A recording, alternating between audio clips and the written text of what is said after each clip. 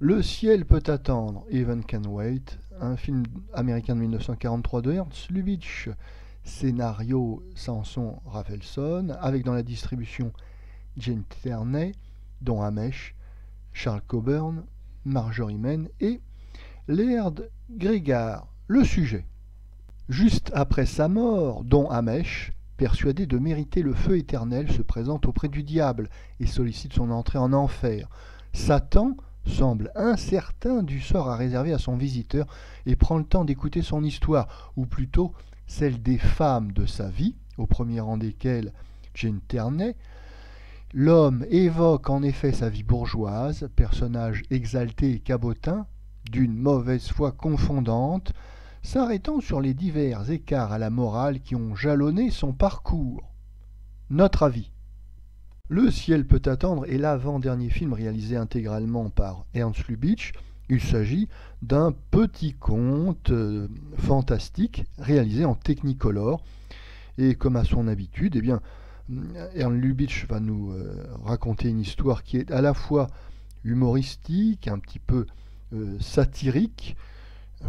On retrouve les clins d'œil habituels aux spectateurs et puis le récit qui est raconté par les à côté de l'intrigue. Alors on retrouve ici les ingrédients habituels des films de Ernst Lubitsch. Ce film est délicat, sensible, il y a une certaine sophistication dans la forme du récit et il y a un ton général assez nostalgique puisque le héros va nous raconter de la salle d'attente de l'enfer et bien toutes les calembredaines et la vie un petit peu agitée qu'il a menée durant son existence. C'est un conte fantastique où d'ailleurs l'emploi de la Technicolor est très bienvenu. En effet, comme il ne s'agit pas d'un récit réaliste, l'emploi de la Technicolor première époque, c'est-à-dire avec des couleurs primaires fortes et puis des contrastes saisissants, eh bien cet emploi un petit peu de couleurs irréelles, artificielles, sert très bien le récit qui est un conte fantastique.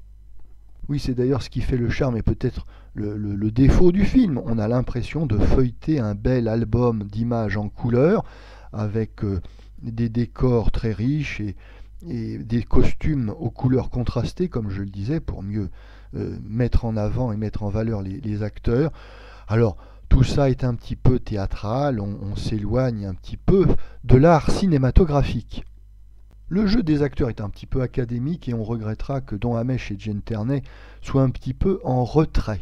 Oui, ils ont une interprétation un petit peu plate qui peut être décevante pour le spectateur.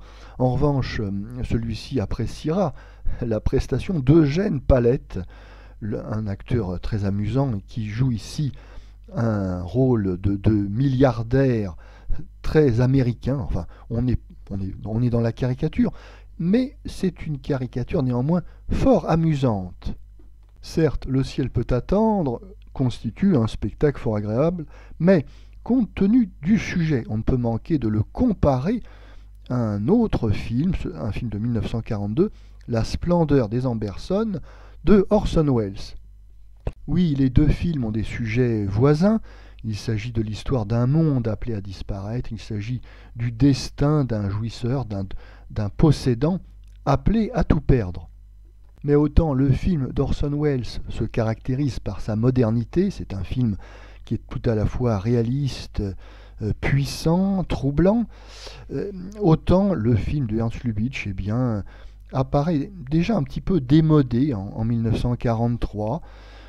C'est un récit brillant, certes, sous le mode d'un conte fantastique, mais qui peut paraître un petit peu artificiel et désuet. Mais après tout, les publics sont différents.